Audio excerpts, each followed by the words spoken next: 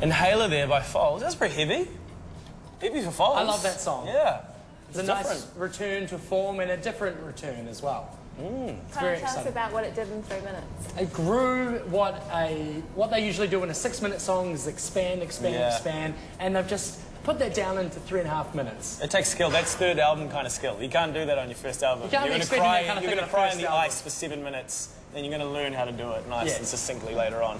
So we're joined back on the couch by Lily from Unity Books. That's the same thing. I'm just going to interrupt you completely. That's the same thing with books, as I sensed a segue. Where you can't do it on the first album, can't do it with your first book either. Yeah. Authors always like throw everything. Of course. And they can't pull it back and edit their ideas. Same with this. They've got control. Better and faster and smarter, sharper. Yeah. So we've got this review here with the book that's tackling the heartbroken. It's a biggie too. Yeah, it's Heartbroken. The Heartbroken. It's tackling modern morality, which is something everyone's kind of tackling at the moment because we're at this weird kind of place where there's no one set thing. There's not even any kind of really tyrant involved to just tell us what to believe. We're kind of having to figure it all out for ourselves, which is a little bit annoying.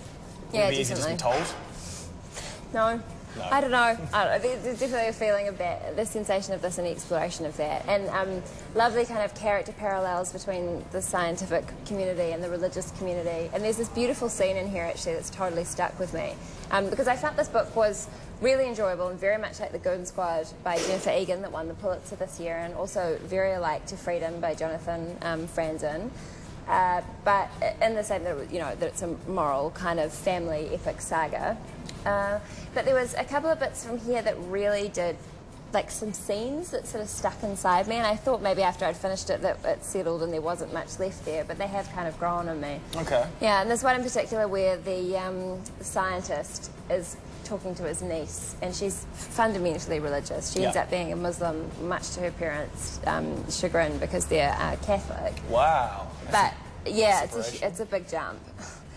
But she's arguing with him, like the whole child thing of like, what's the point? If there's no God, then what's the point? Yeah. Which is a terrible thing to have to possibly consider when you're a child. Defend for a 6-year-old or something like that. Yeah, as well. I think she's like 15 at this point. But even then, to have the idea that it's all entirely pointless, which is what he says to her invariably. He's like, there is no point. Like, that's what it is.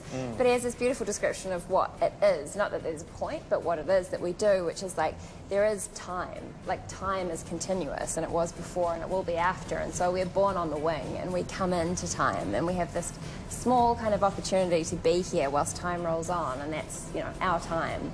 But then we just roll out again, and the whole thing keeps going.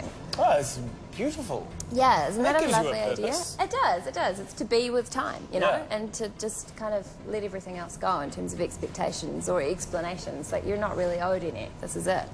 Okay, cool. So The Heartbroken, who would you recommend it to? Because we're all doing very gift-focused shows here right now. It's Christmas Honestly, time. like everyone, women and men equally. Not everyone. Like, babies, children, the deaf, the blind.